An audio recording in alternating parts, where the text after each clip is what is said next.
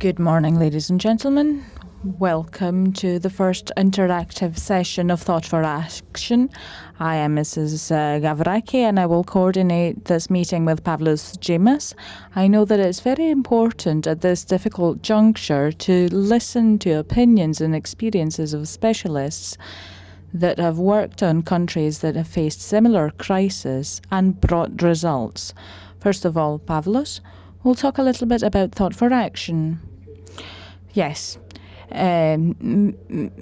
Panaritis is going to talk in detail about Thought for Action, but I would like to say what we are going to do today. Today we will discuss things. The central idea, as I understand it, is to see ourselves from outside, to be more objective. We are experiencing a very dramatic and pessimistic crisis. We feel that we are in a deep, dark tunnel and can't escape. So it's especially useful and might be critical to try to put ourselves in the position of others who have faced similar situations in the past. They also faced similar difficult problems and have faced similar dead ends and still managed to overcome them. So, apart from the good side that, just feeling that we're not alone in the world, it's also quite useful to listen to these opinions and borrow some ideas from those who have managed to face the difficult condition and situation that we have to face now. So I think it's very practical, isn't it? Yes, it could be what we're missing now, this optimism that, we might just make it. This might help lift us out of this misery that we are facing over recent years. So let's talk about who we have with us today. We have very key personalities from economics and finance, Mrs. Ruth Richardson. She has been called an unstoppable reformer because she managed to promote New Zealand from a poor country into a very important country, and especially as evaluated by the OECD. You will talk about how you manage that. We will also have Mr. Christoforos Pisaridis, via a direct link in Cyprus. Unfortunately, he couldn't be with us today. Obviously, he received a Nobel in Finance in 2010, and obviously we will be very interested to hear his opinions. We also have Mr. Gary Lead.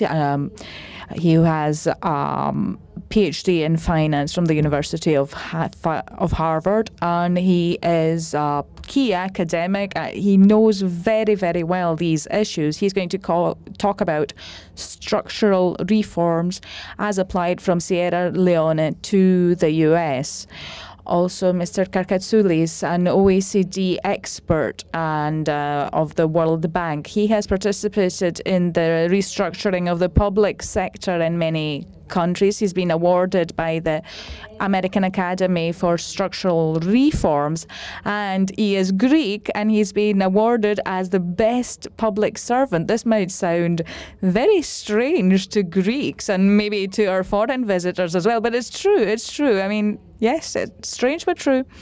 We will also have the opportunity to listen to Mr. Manuel Sotomayor. He is an entrepreneur and former president of the Association of Industries, and he's going to talk about before and after in Peru.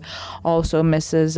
Maria Georgalos, an economist from Buenos Aires. She is director of Washington International Advisors, and she's going to talk about Argentina. And, we can all imagine what you faced, and hopefully you put that in your past. So we're going to listen to their opinions and experiences, and I think it will be useful to extract some conclusions.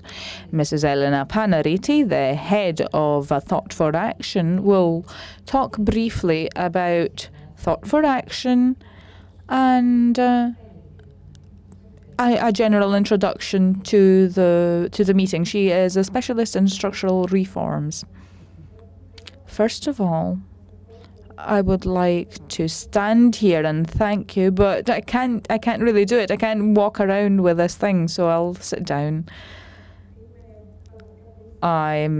It gives me great pleasure to see all of you here today. I would like to welcome you, and I would especially like to extend a warm thanks to all you Greeks who came here, who decided to embrace our T4Action, which has been broadcast through the social media, and we have thousands of followers. I would like to welcome our distinguished experts, scientists from abroad, who have, some of them from really, really long away, from Gary from the States, Mrs. Richardson from New Zealand, and Panaritis from Sarajevo. He came just for a single day, just for us. I would also like to thank our two amazing journalists, Mrs. Gavras and Mr. Zemas. And I would like to say a few things about why we started this, why I started this. As you know, for 18 years, I worked in developing economies in more than 30 countries. And 3 years ago, I came to Greece.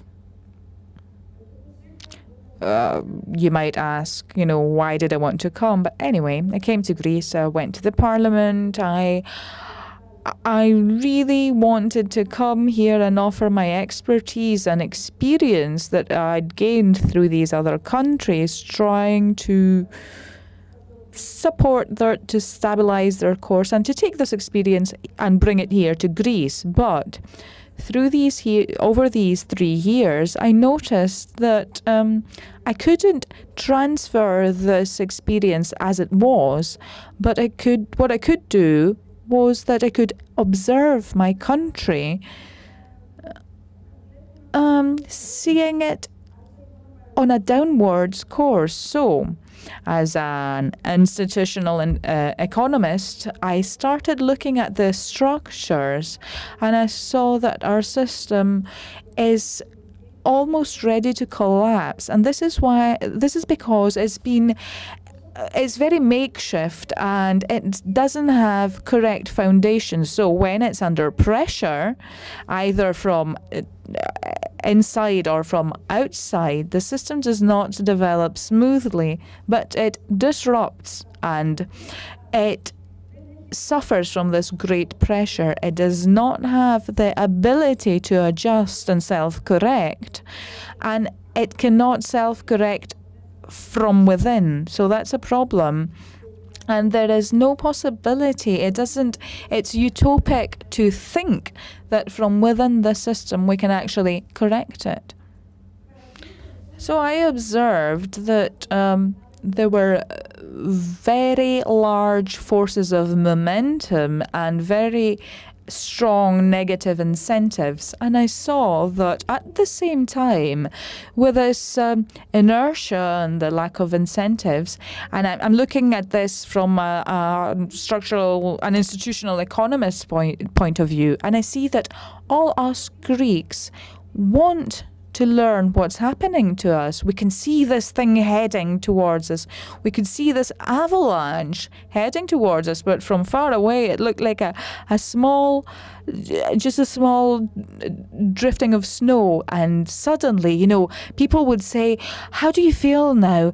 What are we going to do? And, I started feeling that I'm an astrologer, that I had to predict the future. So it was very interesting to see this thirst for knowledge. But behind this question, there's also a lot of conspiracy theories. There's a lot of speculation. There's a feeling that maybe it's not, all these problems are not actually Greek. There was a huge lack of trust. There's a feeling of violation of the principles of humanity. And this is because due to the fact that the system is structured like this, we have learned to live in an unclear situation. So, and we've learned to think that any solution will also be unclear and complicated. We were not used to simple solutions.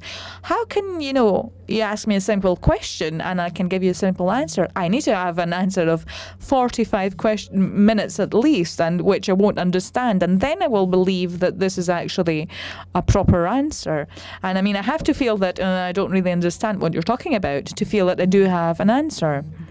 So I understood that maybe it's true. Maybe, it's the Russians are to blame, or the Americans are to blame, and or the Greeks are to blame, perhaps, or my mother, my father, whoever, who's to blame? All this anger has to find a channel. And the answer is actually much simpler. We are a very small country, and all countries that have decided to proceed to reforms, especially structural reforms, and when they had a larger chance of success, this was easier to do in smaller countries. So it's much easier to restructure a country of 10 million than a much larger one like the US or Russia. So we are a small country. We're all very well educated. We are the 28th country in the world as regards, shall we say, the human capital wealth.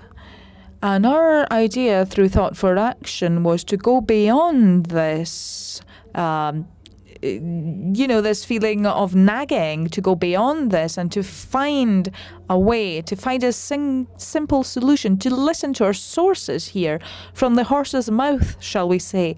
People who have managed to restructure countries, to see the problems they faced, the mistakes they made, the best practices we should follow, and thus to structure our own truth.